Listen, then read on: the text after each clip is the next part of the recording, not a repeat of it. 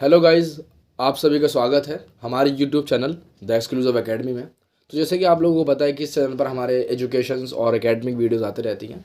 तो मैंने आप लोगों को आज क्लास 12 ज्योग्राफी का जो चैप्टर नंबर 4 है वो यहाँ पर उसके लिए एक वीडियो तैयार किया है। और इससे पहले का जो वीडियो था हमारा क्लास 12 के लिए ही ज्योग्राफी का चैप्टर नंबर 2 और फर्स्ट, वो मैंने आपको पूरी तरीके से आपको दो दो तीन तीन पार्ट बना करके आपको मैंने दे दिए हैं। तो आज हम चैप्टर नंबर 4 डिस्कस करेंगे। तो सोचेंगे कि भाई थर्ड नहीं बनाया, थर्ड देखिए साल आ नहीं रहा है तो मैंने थर्ड पे फोकस नहीं करा। बट नेक्स्ट ईयर अगर आएगा तो मैं उसकी वीडियो बनाकर दे दूंगा। लेकिन अभी जो क्लास 12 के बच्चे हैं उनके लिए 4 चैप्टर में बहुत इंपॉर्टेंट है। तो उसको डिस्कस करते हैं कि मानव विकास चैप्टर है हमारा होने वाला है। तो देखते हैं कि मानव विकास में किस तरह का क्वेश्चन आते हैं या किस तरीके से इसको हम पढ़ सकते हैं आसान फॉर्म में। तो चलते हैं कि पहले ही आप देख सकते हैं यहाँ पर जो क्वेश्चन है या कह लेते हैं कि ये होता क्या है।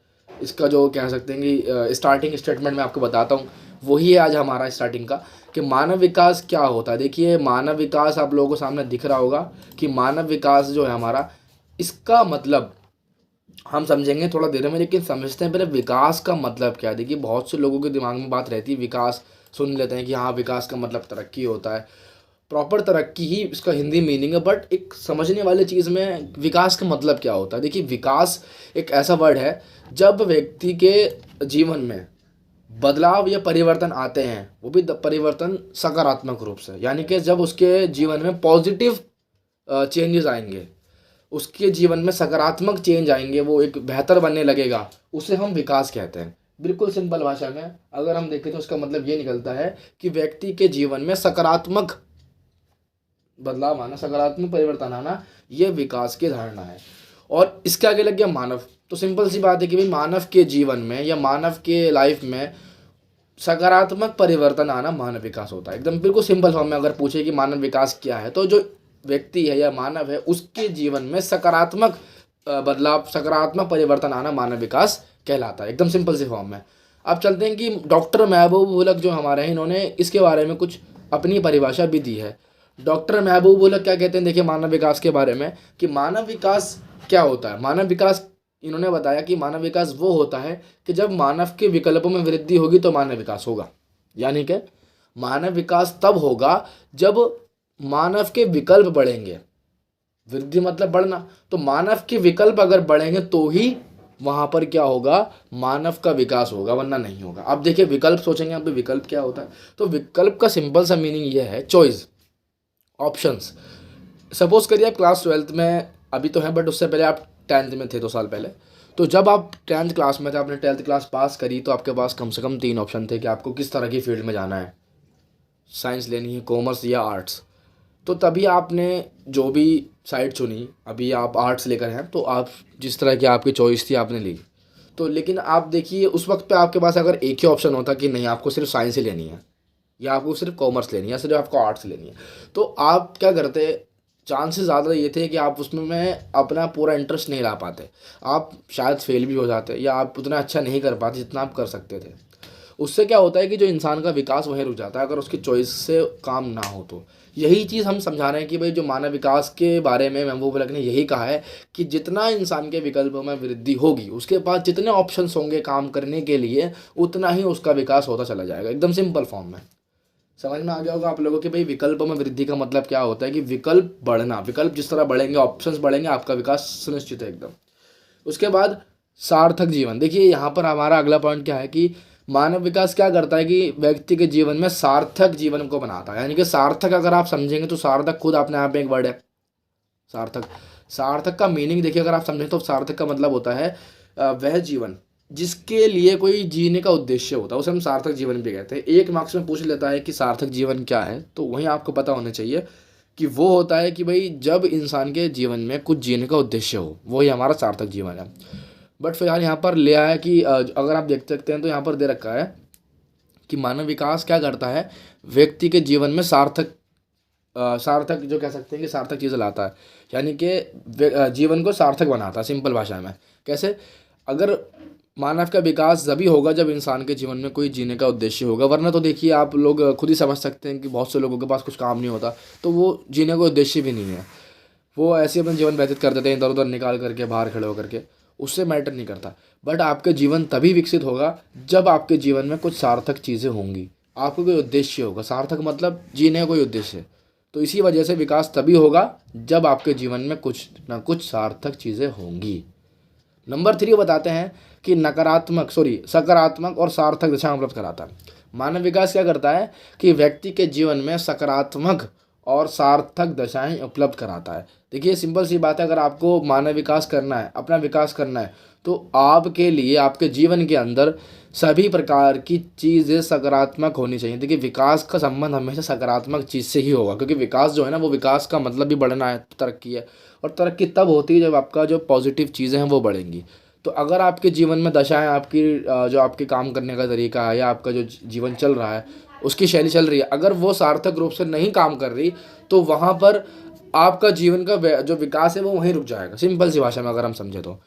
उसके बाद अगर हम देखते हैं यहाँ से आगे की तरफ, तो जो नेक्स्ट क्वेश्चन हमारा आता है कि मानव विकास के सूचकांक क्या हैं। देखिए ये भी एक बहुत बढ़िया क्वेश्चन है।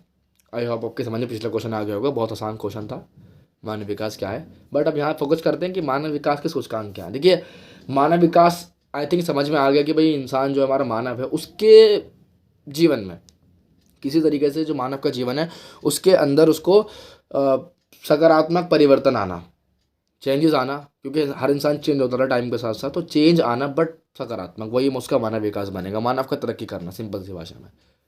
अब बात आती है कि ये सूचकांक क्या है। ये वर्ड बहुत ही इंपॉर्टेंट है, सूचकांक। देखिए आपको दिख रहा होगा यहाँ पर ये सूचकांक, बहुत ही बच्चे थोड़ा सा सोचते हैं कि ये सूचकांक क्या होता है। तो ये जो आपका वर्ड है सूचकांक, ये क्या है। देखिए सूचकांक का मतलब होता है एक, आप समझिए इस तरीके से कि इसको मापने का तरीका है, इसका एक ये मापक है, स्केल है इसका, कि मानव विकास को किस चीज़ के ऊपर हम नापें।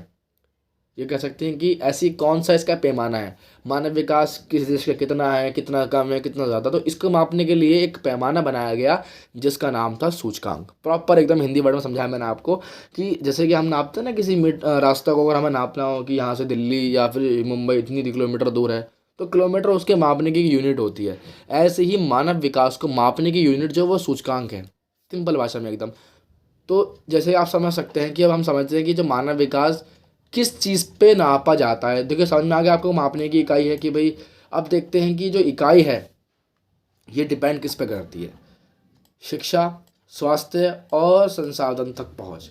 यानी कि सिंपल सी बात है, अगर हमें किसी भी देश का मानव विकास सूचकांक निकालना हो कि भाई यहाँ का बेहतर है या वहाँ का कम है, उसके लिए हमें 3 चीज़ों पर फोकस करना पड़ेगा। पहली शिक्षा, अगर उस देश की शिक्षा अच्छी है, शिक्षा व्यवस्था बहुत बढ़िया है, तो वहाँ का मानव विकास सूचकांक बेहतर होगा। देखिए मैं अपना बता रहा हूँ, पर्सनली मुझे नॉर्वे की बहुत अच्छी लगती है शिक्षा व्यवस्था, क्योंकि देखिए वहाँ पर ना क्या होता है कि जो क्लास के अंदर मुश्किल से 13 या 14 बच्चे होते हैं, उसके अंदर 2 टीचर्स होते हैं, एक इंस्ट्रक्टर होता है। तो वो उनको इस तरीके से डील करते हैं कि जो बच्चे होते हैं खाली उनको एजुकेशन नहीं देते, साथ साथ उनका जिस फील्ड में इंटरेस्ट होता है उनको वही चीज़ उनके स्कूल में सिखा दी जाती है। तो उनको क्लास 12 या उनके जो वहाँ तक के जो हायर एजुकेशन है, वहाँ तक पहुँचने के बाद भी उन्हें कोई एक्स्ट्रा चीज़ नहीं करनी पड़ती। उन्हें वहीं तक अपना आसपास का जो काम है जिसमें उनका इंटरेस्ट होता है वो वाला काम भी सिखा दिया जाता है। तो उस तरह की जो विकास की मतलब जो वहाँ का शिक्षा व्यवस्था है वो बहुत बेहतर है। इसी वजह से वहाँ का मानव विकास सूचकांक भी बहुत बेहतर है, और वो टॉप 5 में या टॉप 2 में भी मैंने उसको देखा है कि अंडर लिस्ट था, वो टॉप 2 है। टॉप 3 के अंदर भी नॉर्वे, स्वीडन ये देश आते हैं। क्यों? रीज़न क्या है? शिक्षा। उसके बाद हम देखते हैं स्वास्थ्य। देखिए स्वास्थ्य भी इसी तरह का एक सिस्टम है। अगर वहाँ की मेडिकल फैसिलिटीज़ अच्छी होंगी, जिस देश की मेडिकल फैसिलिटीज़ अच्छी होगी, वहाँ का स्वास्थ्य या जो वहाँ का स्वास्थ्य अच्छा होगा, तो वहाँ का मानव विकास सूचकांक अपने आप बेहतर हो जाएगा। वो देश मानव विकास की जो इंडेक्स है उसमें आगे निकल जाएगा। सिंपल सी बात है। देखिए इस क्वेश्चन को ये भी कह सकते हैं कि ह्यूमन डेवलपमेंट इंडेक्स, इसको इंग्लिश में कहते हैं। तो वो इंडेक्स जो सूचकांक है उसमें काफ़ी आगे निकल जाएगा, क्योंकि वहाँ का स्वास्थ्य है बहुत बेहतर है। जिन देशों का नहीं होगा, वहाँ का स्वास्थ्य सूचकांक की वजह से वो नीचे आ जाएगा, वहाँ का स्वास्थ्य अच्छा नहीं होगा। तो नंबर 3 पे हमारा है संसाधन तक पहुँच। देखिए ये भी एक अच्छी पॉइंट है। संसाधन तक पहुँच का मतलब क्या होता है कि सिंपल सी भाषा में समझाएं तो संसाधन पर्याप्त होना। अब देखिए संसाधन हर देश के पास होते हैं, क्योंकि आपको पता है कि प्रकृति ने हर चीज़ को कुछ ना कुछ देकर ही भेजा है। तो संसाधन हर किसी के पास होते हैं, लेकिन उसका उपयोग करना मैटर करता है। आपके पास बहुत सारे रखे हुए संसाधन, आप उनका इस्तेमाल नहीं करने बेकार है, लेकिन अगर आपने उन संसाधनों का उपयोग करा, भले ही कम करा, लेकिन अगर आपने उपयोग करा और अपना विकास कर लिया ना तो वो बहुत बेहतर हो जाएगा। आप कम संसाधन में अगर अपना विकास करते हो तो वो बहुत बड़ी बात होती है। लाइक जापान, जापान के पास इतने संसाधन तो है नहीं, लेकिन वो फिर भी काफ़ी आगे तक पहुंचा पड़ा है। क्यों, क्या रीज़न है उनका? क्योंकि उनके पास संसाधन तक पहुंच है। क्यों? क्योंकि उनके पास काम करने का तरीका है, वो टेक्नोलॉजी फील्ड में बहुत आगे है। तो सिंपल सी बात क्या कि वहाँ पर संसाधनों तक पहुँच है। इतने संसाधन नहीं है बट फिर भी उनके वो अपने जो उनके पास जितने भी संसाधन थे उन्होंने उसका आराम से उनका अपने हिसाब से उन्होंने को इस्तेमाल करा। इसलिए संसाधन होना ज़रूरी नहीं है। जितने संसाधन आपके पास मौजूद हैं, ऐसा नहीं है कि आपके पास बहुत सारे संसाधन तभी आप विकास कर पाओगे, नहीं। आपके पास एक लिमिट में संसाधन भी हैं और आपको उनका यूज़ करना आता है तो तब भी आप विकास कर जाओगे। ये एक सूचकांक का एक तरीका है कि जिस तरीके से हम समझ सकते हैं कि मानव विकास सूचकांक को किस तरीके से बांट रखा है। उसके बाद देखिए, हाँ, चलते हैं आगे की तरफ। जो हमारा अगला क्वेश्चन है, मानव विकास के उपागम। देखिए ये भी एक बहुत बढ़िया क्वेश्चन है कि मानव विकास के उपागम क्या होते हैं। देखिए मानव विकास, तो आप देख सकते हैं यहाँ पर कि जो हमारा मानव विकास उपागम के कुछ उपागम भी होते हैं मानव विकास के, जैसे कि आपको सबसे पहले दिख रहा है कल्याण उपागम। कल्याण उपागम का मतलब होता है ऐसा पर्टिकुलर देख सकते हैं कल्याण, यानी कि मानव विकास को करने के लिए कुछ उपागम बताए गए हैं। क्राइटेरिया समझ सकते हैं। उपागम का मतलब प्रॉपरली तो ये होता है कि मानव विकास को करने के लिए कुछ तत्व बताए गए हैं कि इन्हीं चीज़ों की वजह से मानव विकास हो पाएगा। तो यहाँ मानव विकास को करने के लिए कुछ चीज़ें हैं उनके, जैसे कि सबसे पहले कल्याण उपागम। कल्याण में क्या होता है कि सरकार क्या करती है, व्यक्तियों का कल्याण करने के लिए काफ़ी सारे काम कर सकती है। जैसे कि वहाँ की शिक्षा व्यवस्था, वहाँ की स्वास्थ्य व्यवस्था और वहाँ का जो भी जीने की जो भी उनकी ज़रूरतें हैं वो सब उसमें पूर्ति अगर करा देती है सरकार तो वो हमारे कल्याण उपागम के अंदर आता है। याद रखना आप लोगों को, जो उपागम है ये सरकार या जो वहाँ का सिस्टम होगा, व्यवस्था, वो ही लोगों को वहाँ का मुहैया कराएगी। ये लोगों के हाथ में नहीं होते, लोग इसको मुहैया नहीं करा सकते। वहाँ की सरकार नॉर्मल लोगों को देती है ताकि उनके लोगों का मानव विकास हो सके। तो उपागम का प्रॉपर मीनिंग यही निकला कि एक तरीके से ऐसी चीज़ें जो कि सरकार के हाथ में है बट वो पूरे सोसाइटी या पूरे तरीके से समाज को बदल सकती हैं, उनके लिए काम में आती है। तो जैसे कि आपको दिख रहा है कल्याण उपागम का मतलब है कि लोगों को कल्याण करना। कल्याण कैसे? उनका रोजगार, स्वास्थ्य व्यवस्था, उनकी शिक्षा व्यवस्था, ये 3 पॉइंट इसके अंदर आएंगे कल्याण के अंदर। तो कल्याण हमारा इन 3 चीज़ों से हो सकता है। ये कल्याण उपागम के अंदर आपको 3 चीज़ें लिखनी पड़ेंगी। नंबर 2 हमारा आधारभूत आवश्यकता उपागम। देखिए ये बहुत इंपॉर्टेंट उपागम है क्योंकि इसमें क्या होता है कि अगर व्यक्तियों को उनकी आधारभूत चीज़ें नहीं मिलेंगी तो मानव विकास हो ही नहीं पाएगा। उसमें क्या होता है कि मानव विकास को करने के लिए कम से कम 3 चीज़ें यहाँ पर कराई जाती हैं। जैसे कि व्यक्तियों का भोजन की व्यवस्था, उनका खान पान या उसी में आ गया, और उनका स्वच्छता हो गई हमारी, और सबसे बड़ी बात वहाँ के लोगों को रहने के लिए घर दिया जाए। अगर ये 3 चीज़ें मिल जाती हैं, जिसको हम एक भाषा में भी कहते हैं नॉर्मल सी के रोटी कपड़ा मकान जो हम कहते हैं, वो इसी के अंदर आता है। उन्हें हम आधारभूत आवश्यकता कहते हैं अपनी बुकिश लैंग्वेज में। और उसी चीज़ों को अगर आप मुहैया कराते हैं एज अ गवर्नमेंट तो आपके लोगों का विकास भी, मानव विकास हो सकता है। तो आधारभूत चीज़ें बहुत इंपॉर्टेंट है, आप लोगों को कम से कम ये काम करना पड़ेगा, उसके बाद ही आपका विकास हो पाएगा। आय उपागम। अब आय उपागम क्या कहता है कि आय उपागम यानी कि इसको प्रॉपरली देखें तो इसका मतलब हमारा देश की व्यवस्था या देश की जो हमारी अर्थव्यवस्था है उसके हिसाब से इसको हमने समझ रखा है। यानी कि अगर आपकी इनकम बढ़ती है, इसका सीधा संबंध आय से होता है, यानी कि आपकी इनकम से होता है। अगर आपकी इनकम बढ़ती है तो कहीं ना कहीं आपके देश की इनकम ही बढ़ती है। सीधी सी सिंपल सी बात है। तो आय उपागम का प्रॉपर मीनिंग होता है कि अगर सरकार देश के व्यक्तियों की आय में वृद्धि करती है या व्यक्ति खुद अपनी आय में वृद्धि करते हैं अपनी टेक्नोलॉजी या अपने कुशलता के कारण, तो कहीं ना कहीं आय बढ़ती है, और आय बढ़ने से मानव विकास का संबंध सीधा होता है।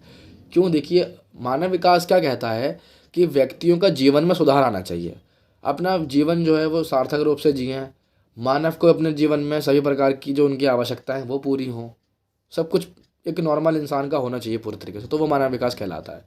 अब आपके पास आय मौजूद है, अकॉर्डिंग टू आय उपागम समझा रहा हूँ आपको मैं। अगर आपके पास आय मौजूद है तो आपको इन सभी चीज़ों की ज़रूरत नहीं है, आप आराम से अपना मानव विकास कर सकते हैं क्योंकि आपके पास आय मौजूद है, और आय से आपको पता है कि हम हर चीज़ खरीद सकते हैं।